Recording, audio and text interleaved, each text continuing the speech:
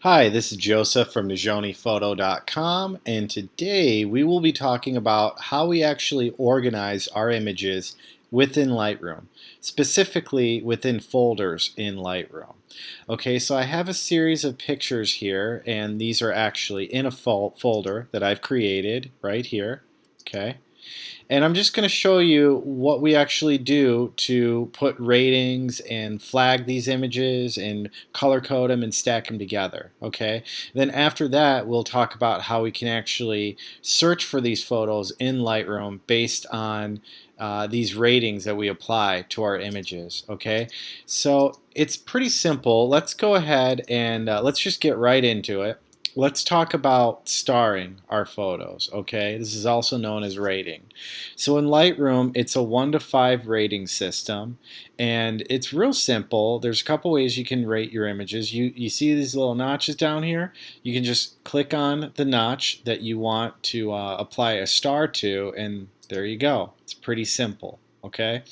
Now, the way I prefer to do it, and I will repeat this over and over and over in this class, but I prefer using hotkeys and using my keyboard for everything. I'm not much of a fan of using the mouse for a lot, okay? So it's really easy and intuitive in Lightroom. Let's say we want to give this a 5-star rating, just tap the 5 key on your keyboard. If I wanted to give it a 2-star rating, we tap a 2. If we want to remove the rating, we just hit the 0 and it takes that rating off altogether. Now we can do this one by one, okay? Or we can hold the shift key and we can highlight multiple images and we can rate them all at the same time. Okay? Let's go ahead and take these stars off. Another way is you can highlight separate images by holding the command key, which is a control key on a PC, if I'm not mistaken, and we can select these photos. So let's see, this one, and this one. I'd say these are worthy of a 5-star rating. Okay? So that's pretty much it with rating. Pretty simple. Now, let's talk about the rating system that you should use. Now, you can use any kind of rating system you want, but here is the rating system I use. Okay, 5 stars means that the image is the best of the best of the best. It's a photo that I would use in a portfolio. I would put it on my website. I would maybe print it. It's definitely the best photo that I have. I mean, that's pretty easy to understand.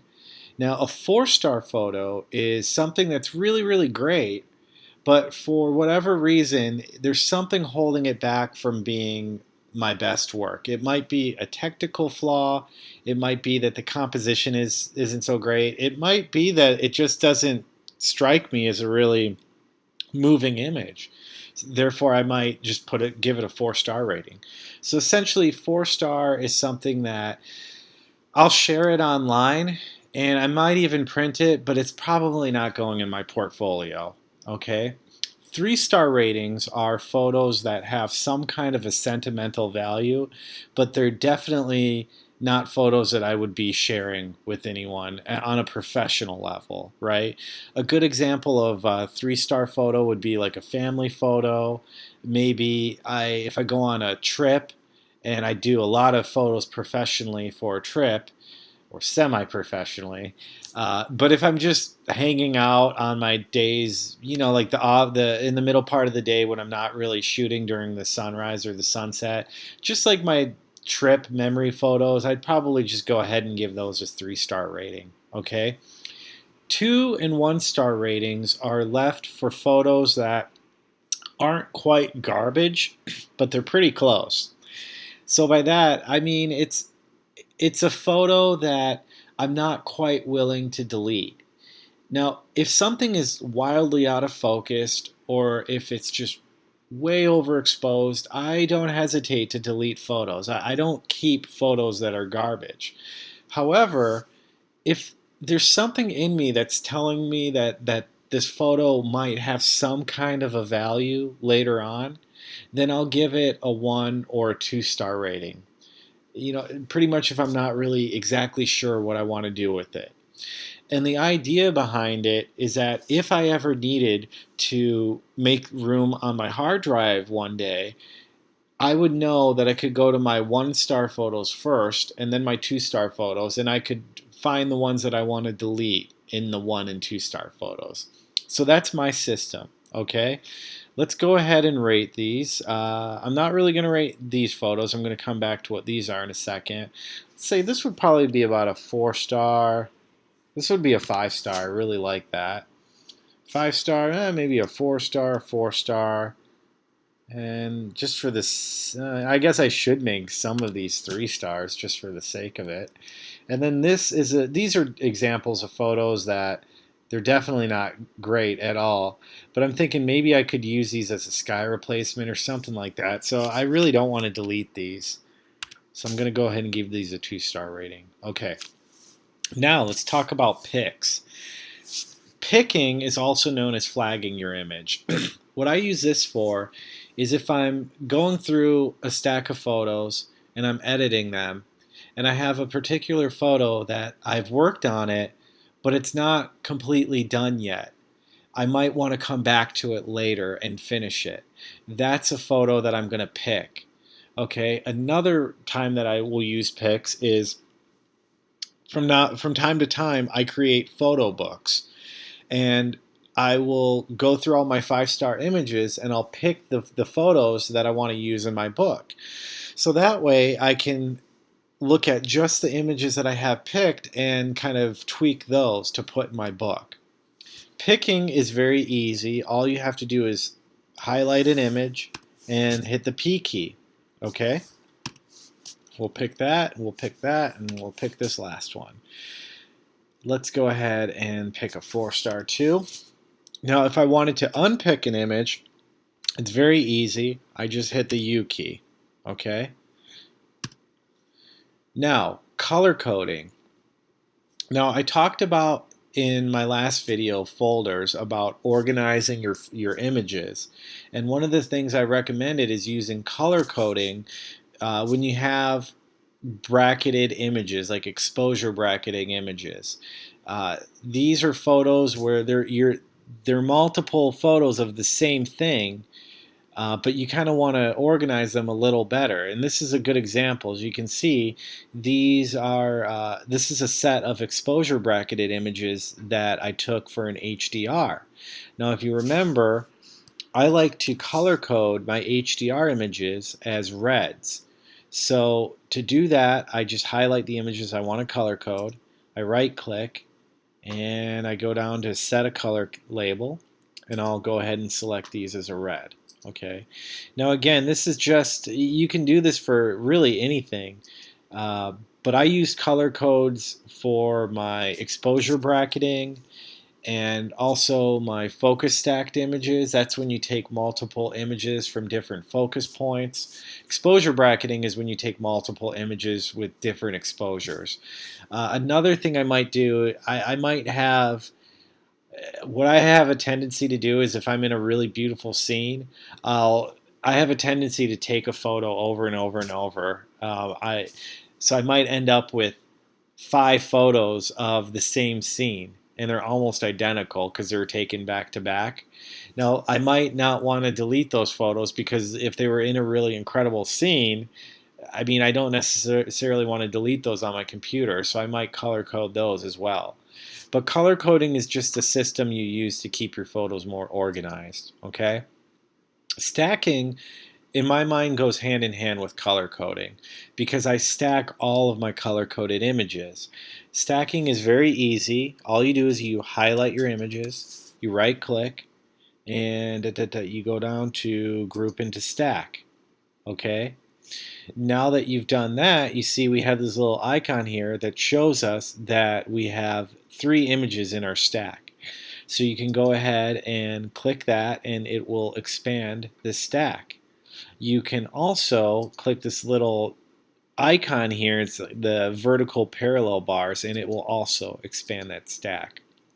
Now, what would you do if you had maybe a folder full of 1,000 images and you had 50 different stacks? What if you wanted to look at all of those stacks but you didn't want to necessarily go through and click open each little stack. It's really easy. All you do is you highlight all of your images by hitting Command A, right click, and then go to Expand All Stacks. And this will open up all of the stacks in the images that you've selected. You can close the stacks by going back and say Collapse All Stacks. And even though I don't use a hotkey for stacks, I know there is one in Lightroom, so let's go ahead and find that. Stacking. Let's see if we can find that. Toggle stack. Okay, I think that would be the S hotkey. Let's try that right here. Okay, let's ungroup the stack by highlighting them. And we're going to click unstack, and now we're back to normal. Let's hit the S key to see if that worked. Nope, it didn't work. All right, so this made a fool of me. I'm very embarrassed right now, but not really. Okay, so let's just go ahead and group these back into the stack. So I'm not sure if there's a hotkey for stacks, but I actually will have a video in the future that's fully devoted to just hotkeys. So if there is a hotkey, I'll find it and I'll get back to you on that. Okay, so now we've stacked our images, we've rated them, we've picked them. What do we do if we actually want to see specific images based on our rating? Well, to do that, we use the Filmstrip down here. Essentially what the Filmstrip is it's a way that we can view all of our images in this neat little interface down here. It's particularly helpful when we're in the loop view. It's not so useful when you're in the grid viewfinder. So that's one function of this Filmstrip, but the main function is that this is where you actually set the filter for the images that you want to view. For example, if I want to see 5-star images, you see these little stars down here? It's pretty intuitive to figure out what you need to do. Just click on 5 stars. Ooh, now this is a little weird. Why is this showing me? Whoop, let's see. Oh, there we go. Okay. What I was getting at there with my last comment is that when you have this clicked on your star, you can click on this little icon here, and you see it gives me these different options. Okay, rating is greater than or equal to, so that means this will show me pretty much just 5 stars, but if I was in a 4-star rating, it's going to show me 4 stars and 5 stars, right? Because 5 is greater than 4, right? It took me a while to figure out that concept, but anyways, moving on. Rating is less than or equal to. Okay, so 4-star, anything below 4-star, we're seeing that. But the setting that I really prefer to use is rating is equal to, because I just want to see the stars that I've clicked, right? So I can see either 5 stars, 4 stars, 3 stars, and so on and so on. Okay, to the left of this, we have these little flags here. What this is showing us is this flag with a check mark. That's showing us our picked images. Okay, so this is showing us nothing because we have no 3-star images that are also flagged, right? But if we click the 5, we do have 5-star images that are flagged. Okay, I think we even have a 4-star image. Yes, there you go. Okay, now we can also expand it even more. If we wanted to see a color code, we can click this. And again, it's going to show us nothing because we don't have picked images that are 4-star images that are also color coded. See what I'm getting at here? This is what we actually set our filter to be. Okay. Now to the far right, this little toggle here, this turns the filtering on and off. Okay, so we can turn it back on and it's going to take us back to our previous settings. So I'm going to go ahead and unclick all of these. There.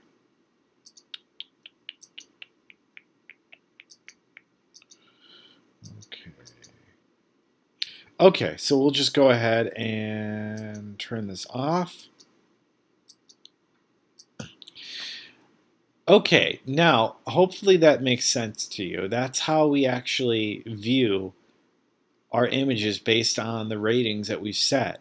So it's really important that you go through your images all the time and you set these ratings and these flags so that you can do this later on.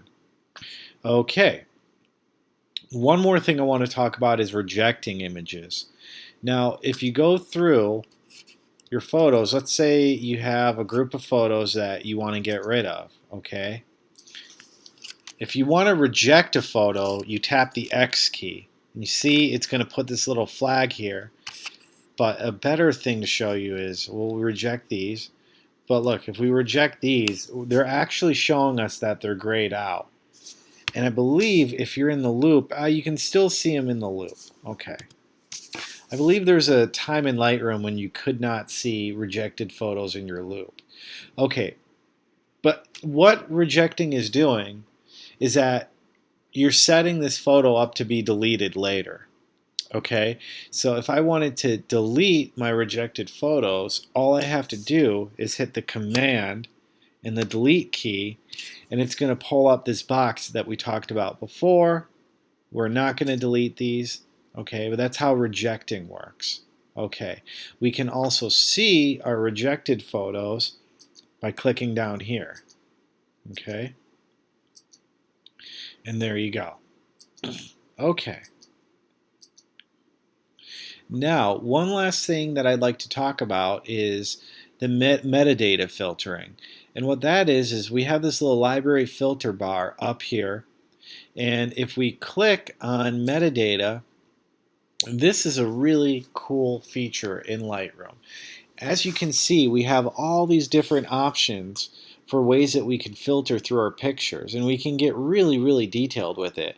We can look at what camera we took the photo with, what lens, what focal length. We can look at the ISO. There are a lot of different options. Now, we can click on any of these settings here. Like, let's say this is kind of pointless because all of these photos are taking on the same camera. So we can actually change this by clicking on this little icon next to this name, this camera name. All right, and you see we have all of these different options. We can sift by the date. Okay, it's pretty cool. There's a lot of different things. I'll let you go into this.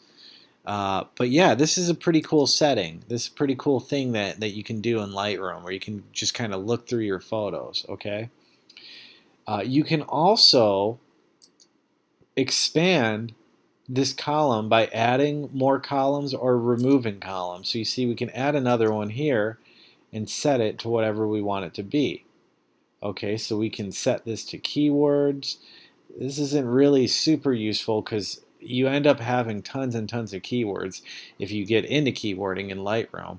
But yeah, I mean, this is a pretty cool feature that you can use in Lightroom to kind of sift through all your photos. I like using this to actually, I like going through and looking at what lens I took these photos with, because I kind of find it interesting to look at, you know, between this is a $2,000 lens and this is a $500 lens, and I'm just really kind of fascinated to see, wow, my photos taken on that $2,000 lens don't really look that much better than the photos I took on my $500 lens. Hey folks, it's not all about the gear.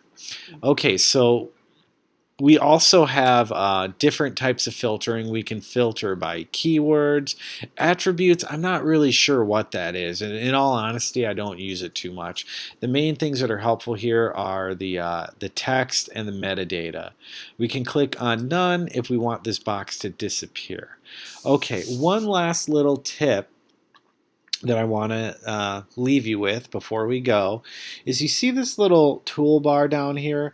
This is a very helpful thing in Lightroom, but I have noticed a few times in the time that I've been using Lightroom, a couple times on me, this toolbar has randomly disappeared on me. And it was really frustrating because I could have swore it was there before. So I had to go online and figure out what had happened to it, and it turns out by tapping the T key, you can make that toolbar disappear and reappear. And you know, since I use a lot of hotkeys, it's really easy to accidentally turn that toolbar off. But you can see in here, we can just go through this a little bit. We have the grid viewfinder. You can go into your loop. You can go into compare. I'll go into this later in a different video. And yeah, I'll also go into like this different setting here. Let's go back here. What I do want to point out is what's really helpful to know is that you can also sort your images by these different settings. I prefer to sort my images by capture time because I want all my photos to be organized in the sequence that I shot them in. So that's what I do. You can also click on the slider to increase the size of your thumbnails, okay? And yeah, that's about it for this lesson. I hope you found it interesting and stay tuned for more. Thanks.